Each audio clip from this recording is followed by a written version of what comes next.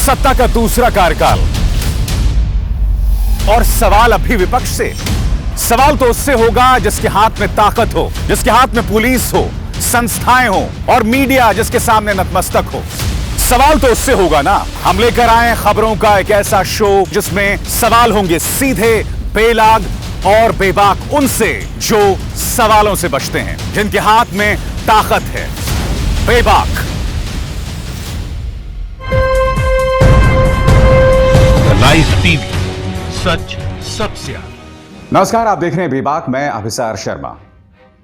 एक ऐसे वक्त जब देश कोरोना संकट का सामना कर रहा है, अंतर्राष्ट्रीय तौर पर उसका डंका बज रहा है। और जब मैं डंके की बात कर रहा हूं तो मैं सकारात्मक बात नहीं कर रहा हूं, क्योंकि एक अमेरिकी सरकारी संस्था जिसका ताल्लुक धार्मिक आजादी के साथ है, उसने भारत के अंदर धार्मिक आजादी पर सवाल उठाया है। आपके सामने उसका यह संदेश, जिसमें यह बता रहा है कि भारत सरकार खुद भारत के अंदर धार्मिक आजादी पर अंकुश डालने का प्रयास करती है। यानी कि एक तरह से कहा जा सकता है कि मोदी सरकार पर एक कठोर प्रतिक्रिया।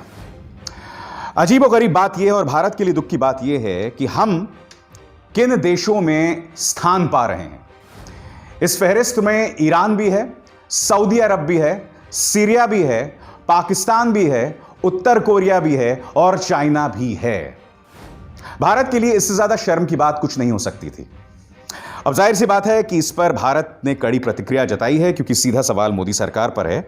मैं आपको बताना चाहूंगा कि विदेश मंत्रालय ने इस पर क्या कड़ी प्रतिक्रिया दी है। आपके सामने उनकी प्रतिक्रिया।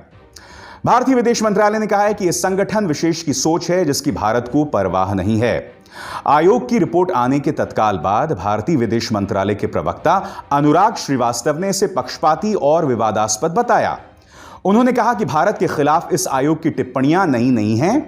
पहले भी इस आयोग ने ऐसी बातें की हैं, लेकिन आज जब पूरी दुनिया कोरोना से जूझ रही है, तब इसकी हरकत दिखाती है कि वो कितने नीचे गिर गई है। आप जानते हैं, सबसे दुखद बात यह है कि हम जिन देशों की फहरिस्त में हैं, बाकी जितने भी देश हैं, इनमें डेमोक्रेसी न के बराबर है। जी हां, और यही प्रतिक्रिया यह संस्था भी दे रही है। पढ़िए। Perhaps the steepest and the most alarming deterioration in religious freedom conditions was in India, the largest democracy in the world. क्या कह रहा है यह संस्था? कि भारत एक डेमोक्रेसी है, बावजूद इसके यहां पर धार्मिक आजादी में इतनी बड़े पैमाने पर पतन सामने उभर कर आया है। अब इस पर पाकिस्तान के एक मंत्री शिरीन मजारी ने प्रतिक्रिया दी आपके स्क्रीन पर। यह कह रहे हैं कि पहली बार भारत पर इस तरह की प्रतिक्रिया हुई है और हम इसका स्वागत करते हैं। और भारत के अंदर जो पूरा तंत्र चल रहा है, प्रोपेगेंडा चल रहा है, हमें इस बात की खुशी है कि इस पर प्रतिक्रिया दी गई है। पहले तो पाकिस्तान होता कौन है भारत पर प्रतिक्रिया देने वाला? क्या हम नहीं जानते कि पाकिस्तान के अंदर वहां जो अल्पसंख्यक हिंदू हैं या सिख हैं, उनका क्या हाल होता है?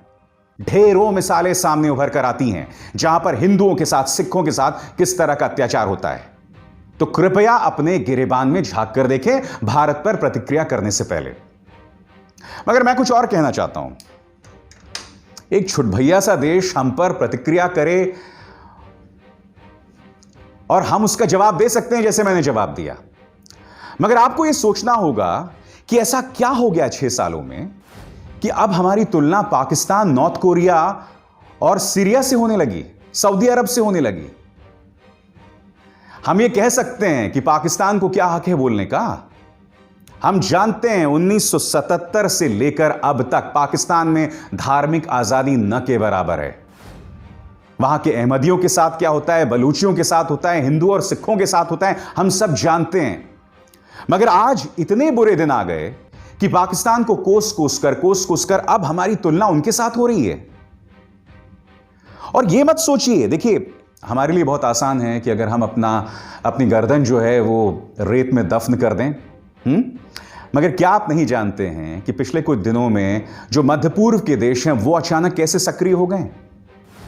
आपके स्क्रीन पर एक के बाद एक मैं आपको लगातार बता रहा हूं कि मध्य पूर्व के देशों में किस तरह की प्रतिक्रियाएं हैं। एक राजकुमारी की प्रतिक्रिया, कुवैती सरकार के एक मुलाजिम की प्रतिक्रिया है, सऊदी अरब में वहां के जो बुद्धिजीवी हैं उनकी प्रतिक्रिया है, नतीजा क्या होता है? हमारे विदेश मंत्रालय में जो सर्वे सर्वा हैं, विदेश मंत्री एस जयशंकर, वो सक्रिय हो जाते हैं। क्योंकि आप जानते हैं बहुत ज्यादा दिन नहीं हुए जब प्रधानमंत्री को एक बहुत ऊंचे सम्मान के साथ नवाजा गया था। जी हां, आप जानते हैं यूएई का जो हाईएस्ट सिविलियन ऑनर है, ऑर्डर ऑफ जायद, यह प्रधानमंत्री को दिया गया था सिर्फ 8 महीने पहले।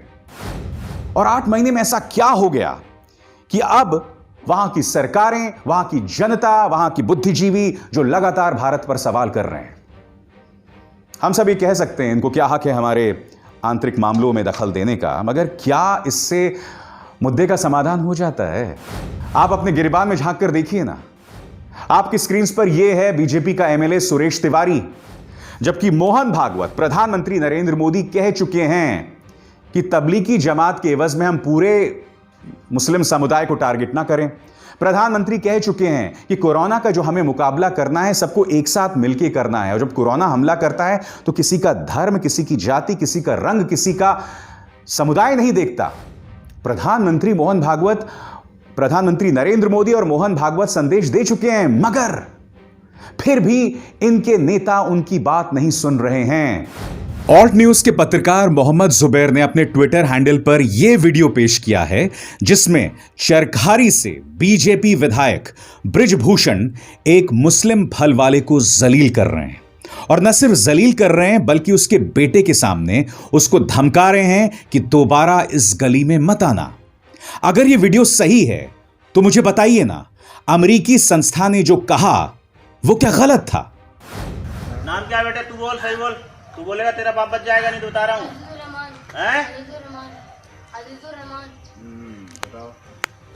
झूठ बोल रहा था मुसलमानों के। बोल रहे बे? अरे भैया, राजकुमार से बोलते रहते हैं। जब नाम पूछा जा रहा है तुम्हारा, क्या नहीं बता रहे हो? छोड़ दिया, अब नहीं करेंगे। चलो, झूठ क्यों बोलता तू? हम अब नहीं करेंगे। बस्ती में दिख नहीं जाना यहाँ पे तुम लोग। आज के बाद दिख नहीं जाना तुम लोग, नहीं तो मार मार के ठीक कर देंगे। और झूठ क्यों बोलते? राजकुमार नाम है तुम्हारा। मुसलमानों के अपना नाम झूठ बोलते हो।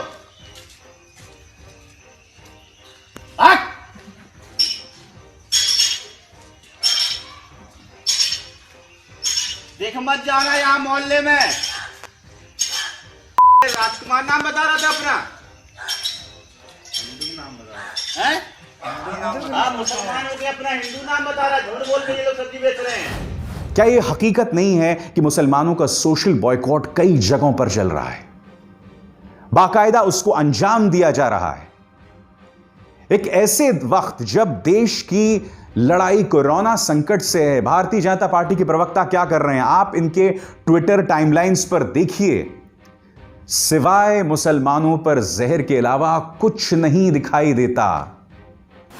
तो यही तो मैं कह रहा हूं, ये तमाम सवाल उठ रहे हैं। हम जानते हैं इनको कोई अधिकार नहीं है भारत के आंतरिक मामलों में दखल देने का, मगर क्या आप आंखें मूंद सकते हैं? दुनिया में क्या हम अलहदा रह सकते हैं, अलग थलग होकर रह सकते हैं? क्या हम ये कह सकते हैं अमेरिका को क्या अधिकार है? क्या हम ये कह सकते हैं कि सऊदी अरब को क्या अधिकार है, कतर को क्या अधिकार है, कुवैत को क्या अधिकार है? नहीं। अब मैं नहीं जानता हूं दोस्तों ये इत्तेफाक है या इसका ताल्लुक उस अमेरिकी रिपोर्ट के साथ है जिसने भारत की धार्मिक आजादी पर टिप्पणी की है। आपको याद है जब भारत ने हाइड्रोक्सीक्लोरोक्वीन की सप्लाई की थी, जब अमेरिकी राष्ट्रपति ने भारत को धमकी दी थी रिटेलिएशन की, उसके तुरंत बाद आपको याद है व्हाइट हाउस ने प्रधानमंत्री को ट्विटर पर फॉलो करना शुरू कर दिया था। मगर कल देर रात की खबर है उन्होंने प्रधानमंत्री को अनफॉलो कर दिया। प्रधानमंत्री को अनफॉलो कर दिया। क्यों? क्योंकि जब भारत ने हाइड्रोक्सीक्लोरोक्वीन की सप्लाई दी थी अमेरिका को, उसी का धन्यवाद जतलाते हुए आपने प्रधानमंत्री को फॉलो किया था। और अब आपके स्क्रीन पर देखिए इंडिया टुडे की रिपोर्ट, रिपब्लिक की रिपोर्ट, ये दोनों रिपोर्ट जो इस वक्त आपके स्क्रीन पर कह रही हैं कि चूंकि व्हाइट हाउस प्रधानमंत्री नरेंद्र मोदी को फॉलो करता है, इसलिए भारत का रुतबा कितना बढ़ गया है। आपको याद होगा बेबाक में मैंने कार्यक्रम किया था जो इस वक्त आपकी स्क्रीन पर है, जिसमें मैंने कहा था कि ट्रंप की धमकी के चलते भारत ने सप्लाई की थी हाइड्रोक्सीक्लोरोक्वीन की, बावजूद इसके कि भारत के अंदर इसकी सप्लाई की कमी है। तब 2 रुपए प्रति ट्वीट पर बिकने वाले बीजेपी आईटी सेल के कीड़ों ने मेरे खिलाफ प्रोपेगेंडा चलाया, मुझसे कहा कि आपको अंग्रेजी भी नहीं समझ आती है। और तब कहा था, देखो साहब, देश का डंका बज रहा है कि हमें व्हाइट हाउस हमारे प्रधानमंत्री को फॉलो कर रहा है ट्विटर पे। अब बताओ। और उस वक्त भी मैंने उसका जवाब नहीं दिया था। आपके स्क्रीन पर फोर्ब्स की रिपोर्ट, फोर्ब्स साफ तौर पर कह रहा है कि अमेरिकी धमकी के बाद भारत ने हाइड्रोक्सी क्लोरोक्विन की सप्लाई की। अब देखिए, गार्डियन, दुनिया का सबसे बड़ा अंग्रेजी का अखबार, वो भी कह रहा है कि अमेरिकी धमकी के बाद भारत ने हाइड्रोक्सी क्लोरोक्विन की सप्लाई दी। तो भैया, मेरी अंग्रेजी पे अगर आपको डाउट है, तो क्या इंग्लैंड के भी अंग्रेजी पे आपको डाउट है? गार्डियन की भी अंग्रेजी पे आपको डाउट है? फोर्ब्स की अंग्रेजी पर भी आपको आपत्ति है या शक है? मैं फिर दोहरा रहा हूं, देखिए, बहुत आसान है खतरे को आता देख हम अपनी गर्दन को रेत में दफन कर दें, बहुत आसान है। मगर अगर आप सच्चे देशभक्त हैं तो जो खतरा आ रहा है उसके समाधान के लिए कुछ करें। अपनी आंखें ना मूंद लें। आंखें मूंद लेने से उस समस्या का समाधान नहीं होता मित्रों। उस समस्या का समाधान कतई नहीं होता। मगर मैं एक और चीज देख रहा हूं जिस पर मैं अपनी राय जाहिर करना चाहूंगा। अचानक कुवैती सरकार ने या सऊदी अरब ने जिस तरह से भारत के अंदर मुसलमानों की जो हालत है या धार्मिक आजादी पर जो सवाल बने हुए, अचानक हमारे अंदर जो कुछ मुसलमान हैं, कुछ बुद्धिजीवी हैं, उन्होंने विदेशी मुल्कों का धन्यवाद देना शुरू किया है कि धन्यवाद कुवैत, आपने ऐसा किया। मैंने एक आध कांग्रेस लीडर को भी देखा कि कुवैत आपका बहुत बहुत शुक्रिया, सऊदी अरब आपका बहुत बहुत शुक्रिया भारत के अंदर मुसलमानों की बुरी हालत पर ध्यान खींचने के लिए। मैं 2-3 चीजें आपको कहना चाहूंगा। मैं जानता हूं कि श्रीलंका के अंदर जब भी तमिलों को कोई प्रॉब्लम होती थी तो वो सीधा भारत की तरफ देखते थे और भारत अचानक दखल देता था, मैं जानता हूं। मगर यह कोई तर्क नहीं हो सकता इस चीज को सही ठहराने के लिए। मैं आपको बताना चाहता हूं, अगर आपको लगता है कि देश के अंदर लोकतंत्र का नुकसान हो रहा है, लोकतंत्र कमजोर, मैं आपको बताना चाहूंगा कि अगर देश के अंदर लोकतंत्र का नुकसान हो रहा है, फासीवाद बढ़ रहा है, मुसलमानों के सोशल बॉयकॉट को लेकर मुहिम चलाई जा रही है खुद सरकारी नेताओं द्वारा, तो इसके खिलाफ जंग हम अपने तरीके से लड़ेंगे, भारत के लोकतंत्र के दायरे में रहकर लड़ेंगे। आपको पूरी धार्मिक आजादी है, आपको पूरी लोकतांत्रिक आजादी है, आप विदेशों में मदद मांगें। आपको पूरी आजादी है कि आप विदेशी मैगजीन्स को इंटरव्यूज दें, मगर उनको धन्यवाद देना, खासकर वो देश जिनके अंदर लोकतंत्र न के बराबर है, जहां छोटे मोटे गुनाह के लिए आपके हाथ काट दिए जाते हैं, जहां सालों से कभी चुनाव नहीं हुआ है, डेमोक्रेसी ना के बराबर है, जहां पर आप एक मंदिर गिरजाघर भी बना सकते हैं, वो हमारे लिए प्रेरणा स्रोत नहीं हो सकते हैं। मैं भी पिछले 2 या 3-4 सालों में लगातार इस देश के अंदर जो डेमोक्रेसी है उस पर सवाल करता रहा हूं, मुसलमानों के साथ क्या बर्ताव होता है उस पर सवाल करता रहा हूं। मगर मैं ये लड़ाई, ये जद्दोजहद इस देश के दायरे में रहकर लड़ना चाहता हूं। मुझे किसी और की मदद नहीं चाहिए, मेरी आवाज काफी है। उसी तरह से आप भी अपनी आवाज में विश्वास रखिए, विदेशों में मत देखिए, क्योंकि देखिए इसी तरह की चीजें बीजेपी को चाहिए। जब आप ऐसे काम करते हैं तो वो देखते हैं, देखिए साहब ये गद्दार हैं, दूसरे देशों की तरफ देख रहे हैं। हालांकि मैं स्पष्ट कर दूं, वैसा करने की आपको डेमोक्रेटिक आजादी है, मगर ऐसा करना ही क्यों? और कौन है कुवैत भाई, कौन है कतर, कौन है सऊदी अरब? ये थोड़ा ना देंगे हमें डेमोक्रेसी की सीख। और जाते जाते दोस्तों, मेरा एक शो था जिसमें मैंने कहा था कि जो टीवी मौलाना हैं, जो 5-5 हजार रुपए के लिए गोदी मीडिया चैनल्स में बैठ जाते हैं, उनको मैंने एक संदेश दिया था। आज मैं एक अपील अपने तमाम दर्शकों से करना चाहता हूं।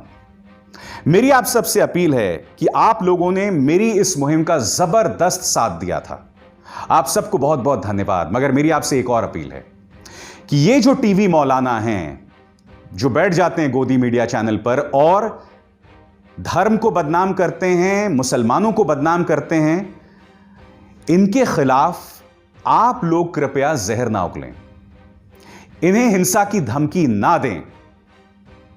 हां, वो याद है आपको, लगे रहो मुन्ना भाई, इन्हें गेट वेल सून का संदेश दें। जी हां, इनसे यह भी कहें कि अगर आपको पैसे की जरूरत है तो हम सब आपको क्राउड फंड करेंगे, आपको पेटीएम कर देंगे पैसे। मगर मेरी आपसे अपील है कि कृपया इन्हें धमकी ना दें। और मेरी अपील उन प्लेटफॉर्म से भी जो मेरे वीडियो को उठाकर तमाम मौलवियों की शक्लें जोड़ देते हैं, प्लीज मेरी अपील एक सामान्य अपील है, किसी व्यक्ति विशेष को लेकर नहीं है। हां, और एक बार फिर उन मौलानाओं से मैं कहना चाहता हूं, मैं नहीं जानता हूं कि आपकी क्या मजबूरी है कि आप बार बार उन गोदी मीडिया चैनल्स में जाके बैठ जाते हैं, मगर मैं फिर दोहराना चाहूंगा कि आप कौम का कितना बड़ा नुकसान कर रहे हैं यह आपको भी अंदाजा नहीं है।